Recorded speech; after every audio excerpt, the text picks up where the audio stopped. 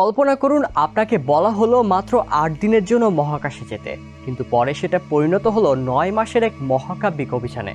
ঠিক এমনটাই হয়েছে নাসার দুই নভোচারী বাচ উইলমোর এবং সুনি উইলিয়ামসের সঙ্গে। অবশেষে দীর্ঘ অপেক্ষার পর তারা পৃথিবীতে ফেরার পথে।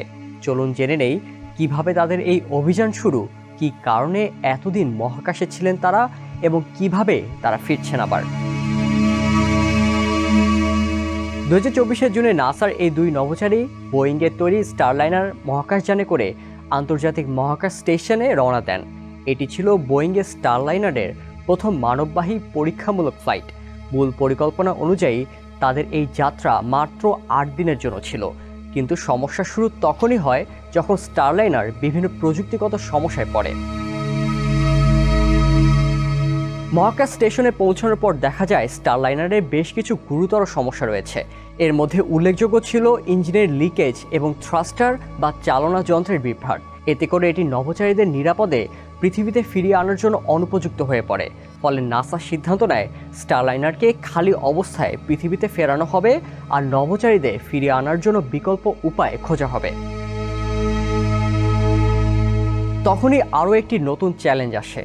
নাসার পরবর্তী পরিকল্পিত ফ্লাইট ছিল স্পেসএক্সের ড্র্যাগন ক্যাপসুল, যা 2024 সালের সেপ্টেম্বরের শেষের দিকে মহাকাশ স্টেশনে গিয়েছিল।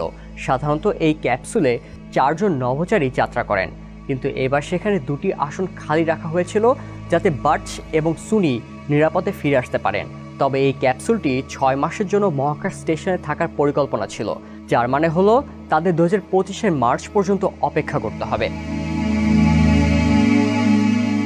স্পেসএক্সের ড্র্যাগন ক্যাপসুলটি 6 মাসের জন্য মহাকাশ স্টেশনে রাখার পরিকল্পনা করা হয়েছিল, কারণ এটি মূলত একটি দীর্ঘমেয়াদী মিশনের জন্য আগে থেকে নির্ধারণ ছিল। সাধারণত মহাকাশ স্টেশনে নভোচারীদের রোটেশন হয় 6 মাসের মধ্যে, এবং সেই ক্যাপসুলটি পরিকল্পিত মিশনের অংশ ছিল। এটি মহাকাশ স্টেশনে থাকা অন্যান্য নভোচারীদের আনা নেওয়ার জন্য ব্যবহৃত হয় এবং জরুরি পরিস্থিতিতে তাদের নিরাপদে পৃথিবীতে ফেরানোর জন্য প্রস্তুত রাখা হয়। বাচ এবং সুনির জন্য আলাদা কোনো ক্যাপসুল পাঠানো হলে সেটি ব্যয়বহুল এবং অপ্রয়োজনীয় হতো, তাই নাসা পরবর্তী পরিকল্পিত ফ্লাইটের অপেক্ষা করাই যুক্তিযুক্ত মনে করেছিল। এই দীর্ঘ সময়ের মধ্যে বাচ এবং সুনি শুধু অপেক্ষায় করেননি, বরং বিজ্ঞান এবং গবেষণার কাজে ব্যস্ত ছিলেন। তারা নানা ধরনের পরীক্ষা নিরীক্ষা চালিয়েছেন, যার মধ্যে ছিল মহাকাশের শূন্য মাধ্যাকর্ষণ অবস্থায় মানবদেহের পরিবর্তন বোঝার গবেষণা। এছাড়া সুনি মহাকাশ স্টেশনের বাইরে বেশ কয়েকটি স্পেস ওয়াক সম্পন্ন করেন এবং সর্বাধিক সময় স্পেস ওয়াকে কাটানোর রেকর্ডও করেন তিনি। অবশেষে নতুন নভোচারীদের মহাকাশ স্টেশনে পাঠানোর পর বাচ ও সুনির ফেরার প্রস্তুতি শুরু হয়। 18 মার্চ বাংলাদেশ সময় বেলা 11:05 তারা আইএসএস থেকে বিচ্ছিন্ন হন। এই বিচ্ছিন্ন হওয়ার অর্থ হলো তারা মহাকাশ স্টেশন থেকে ধীরে ধীরে সরে এসে পৃথিবীর পথে যাত্রা শুরু করেন। এরপর তাদের গন্তব্য পৃথিবী, যেখানে তারা দীর্ঘ প্রতীক্ষার পর ফিরে আসবেন। তাদের ফেরার পথ খুব একটা সহজ নয়। মহাকাশ স্টেশন থেকে ছেড়ে আসার পর তার ড্র্যাগন ক্যাপসুলে চড়ে পৃথিবীর বায়ুমণ্ডলে প্রবেশ করবেন, যেখানে তাপমাত্রা 1600 ডিগ্রি সেলসিয়াস পর্যন্ত পৌঁছাতে পারে। এই উচ্চ তাপমাত্রার মধ্যে দিয়ে ক্যাপসুলটি প্রবেশ করবে এবং গতি কমানোর সময় তারা পৃথিবীর মাধ্যাকর্ষণ প্রায় 4 গুণ জোর অনুভব করবেন। অবশেষে 4টি বিশাল প্যারাশুট তাদের ক্যাপসুলকে ধীরে ধীরে সমুদ্রের পানিতে নামিয়ে আনবে। তাদের অবতরণ করার সম্ভাব্য সময় বাংলাদেশ সময় 19 মার্চ ভোর 3:57।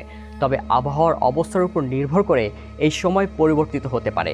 স্প্ল্যাশ ডাউনের পর উদ্ধারকারী দল তাদের ফ্লোরিডার উপকূল থেকে উদ্ধার করে জনসন স্পেস সেন্টারে নিয়ে যাবে, যেখান থেকে তাদের শারীরিক পরীক্ষা নিরীক্ষা করা হবে, কারণ দীর্ঘ সময় মহাকাশে থাকার ফলে শরীরে বিভিন্ন পরিবর্তন ঘটে, যেমন হাড়ের ঘনত্ব কমে যাওয়া, পেশির শক্তি কমে যাওয়া এবং দৃষ্টিশক্তিতে প্রভাব পড়া। তাই পৃথিবীতে ফিরে আসার পর তাদের জন্য পুনর্বাসন প্রক্রিয়া চালানো হবে। তাদের এই দীর্ঘ মিশন আলোচনার কেন্দ্রবিন্দুতে এসেছে। বিশেষ করে গত মাসে ইলন মাস্ক দাবি করেছিলেন রাজনৈতিক কারণে এই দুই নভোচারীকে মহাকাশে রেখে দেওয়া হয়েছিল এবং তার কোম্পানি স্পেসএক্স আরও আগে তাদের ফিরে আনতে পারত।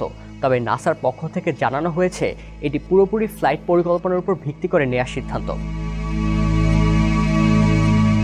বাচ এবং সুনি তাদের এই অপ্রত্যাশিত দীর্ঘ মহাকাশ মিশনকে ইতিবাচক হিসেবেই গ্রহণ করেছেন। সুনি আইএসএস থেকে দেয়া এক সাক্ষাৎকারে বলেন, আমি এই জায়গাটি ছেড়ে যেতে চাই না, কারণ এখান থেকে পৃথিবীকে এক অনন্য দৃষ্টিকোণ থেকে দেখা যায়। এই অনুপ্রেরণার অনুভূতিটি আমি ধরে রাখতে চাই।